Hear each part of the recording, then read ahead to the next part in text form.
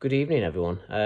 Welcome to the very first uh, video that I'm sharing with you guys on a Saturday night. It's about 10 to 7. I'm rocking my dressing gown, as you can see. Um, what is this channel? What's it all about? What is Man in the Mirror? Man in the Mirror is an idea that I've created, and I want to share that with you as it grows, and I want us all to grow together. If you're struggling with mental health, and I think rather upsettingly in these times, so there's a global pandemic going on, and in these times it's tough. It really is tough. As a man, where we're expected to step up and be manly and pull yourself together, it is really, really tough sometimes, and I wanted to share my experiences, and I want you to share your experiences. I want us to live this together. We are on the Saturday before apparently what's called Blue Monday. That's not Manchester City Monday, by the way. It's Blue Monday, where apparently statistically it's the most depressing part of the year, part of the month of January. So I just wanted to share a few things, and quite personal to me. Obviously, COVID-19 has wiped out, nations of it's a tough one. I don't want to go into too much about COVID-19.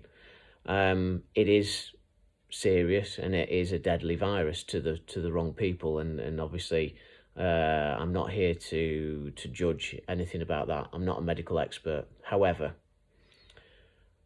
I know people who have fallen ill through COVID-19, but unfortunately I know 4 people now who have taken their own lives, men, and you know what, I that doesn't sit comfortably with me. Sometimes death is something I've avoided all my life. If it's not something I like to think about, or even get involved with. If someone's died, it really does affect me really bad. I've lost friends over the years, too soon, too young, too soon, car accidents, more recently ill health, and it's not great. But suicide is so avoidable, so avoidable. And I want to speak out about it. I'm 38, so statistically right in the danger zone of where men become at that point where, even in your 20s, 30s, 40s, the social expectation is that you should have a nice car, you should have a nice house, you should be married, you should have a kid, you shouldn't drink too much or in excess. But everyone has different tick boxes. Everyone has a different blueprint, and it's that blueprint that I really want to talk about, and finding what makes everyone tick. So, bit of background. I've suffered with various different mental health issues for pretty much most of my adult life, and into my early teens, as far as I can remember. Really, I can remember being in a coffee shop with my mum years and years and years ago. I was probably 10, 11, something like that. And I don't know what happened, but I spilt some hot chocolate over me, as kids do. But that really affected me. I was mortified. And for years afterwards, well, probably a good year, 2 years maybe, my mum struggled to get me back into a cafe where we could have a drink and, sausage roll or whatever it was back then. And I suppose that's the first instance of anxiety that I ever felt. I didn't know what it was back then. It was just something that I was uncomfortable with, and I didn't want to go in a shop or a cafe or whatever. So that was my very first experience. Later, skip forward another 10 years, maybe a few less years than that. in my teens. And I can remember sat at home like it was yesterday watching EastEnders. I lay on the sofa, the fire was on, and all of a sudden, poof, a flush, complete flush of emptiness hit me like a ton of bricks. And yeah, it was weird, and my heart started racing. Yeah, and it still makes me a little bit uncomfortable now, as you can tell by body language, scratching my head. And I can remember back then just being on absolute high alert. So the adrenaline and what I know now, I'd have been able to deal with that. I'd have been able to deal with with what was going on better than how I dealt with it then. I ended up probably in a bit of a bubble. I know we hear that word a lot at the minute: bubbles, social bubbles, support bubbles. But I was in my own bubble. I was in my anxiety bubble, and that was tough. That was tough as what, 16, 17 years old. And then skip forward a few more years.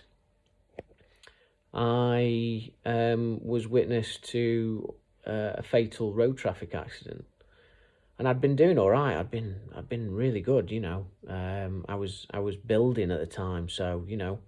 Again, there's a lot of scope for builders in the construction industry.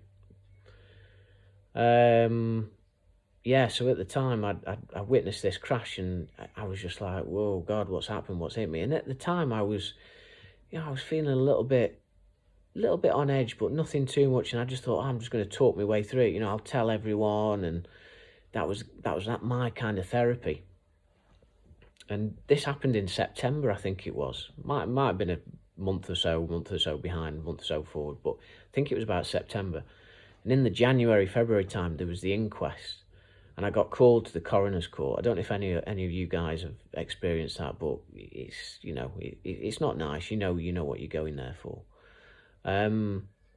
Anyway, driving there, I had again this flush, like someone switched a switch at the back of my head and flushed me out, and my soul had disappeared, and I was just a shell. Again, didn't know what it was. Hadn't got the tools in my toolbox to deal with it. And I don't mean that, I mean that metaphorically, of course, but I'm meaning up here. Didn't understand it. So that led to 18 months, 2 years of high anxiety, every social situation, you know, person who I was with at the time, girlfriend, whatever, didn't understand it, just didn't understand it. And I was in a dark place. And I want to share these experiences with you because I think it's important. I think it's really, really important. We talk, we share, we learn from each other's experiences. And you know what? Everyone is different. So if you're feeling alone, or you've got this flush of depersonalization, I think they call it now, depersonalization, derealization. You know, if you're suffering from these things, you're not alone. And you will come out the other side. There is help, and there's help out there, and that's what I want to do through this channel is help. I'm not in it to make any money. And I think that it's really important that we grow together, and we share our experiences and try and help each other. What worked for me might not work for you, but at least if I get something out there and I share what I'm going to tell you, at least there's some comfort, hopefully some comfort in the stories that I'll tell you. So yeah, after that incident, I was diagnosed with PTSD. And the doctors at one point were wanting to give me Valium. That's kind of how it was. Different drugs, different serotonin uptake inhibitors, or antidepressants as they're called. And yeah, it's not a nice cycle to be in. But I'm here. I'm still here. I've had other episodes of anxiety and various different things that go on. I'm still here. And you know what? I'm living the best years now because I can understand it. I've got the tools to deal with it, metaphorically, of course. And I think that this channel is going to help. It's going to help people like me as an early teenager who just didn't know what the hell was going off. And it's fucking scary, you know. I'm not going to shy away from using language. It is fucking scary and it is real. And then when you're living through it, it's horrendous, absolutely horrendous. But yeah, there is hope, and there is help, and I'm going to share these experiences with you on a regular basis. So just to give you a little bit of background, I'm going to be consistent. So whether you like me or not, I'm going to keep posting these videos. So do me a favor, like and subscribe, share the video, do what you feel you need to do, and obviously drop me an email if you want a bit of one-to-one help or support, and we'll grow this together. I'll get better at presenting, you know, and the channel will get better, and we'll build a network and a community where, you know what, guys aren't scared of sharing what they're going through, because it's important to me, and I ain't gonna lose anyone else through this. It's just, life is there to be lived. Even through the pandemic, life is there to be lived. There is hope for us on the other side. There's positive things coming out of this. So please, if you are struggling, you know, drop us an email.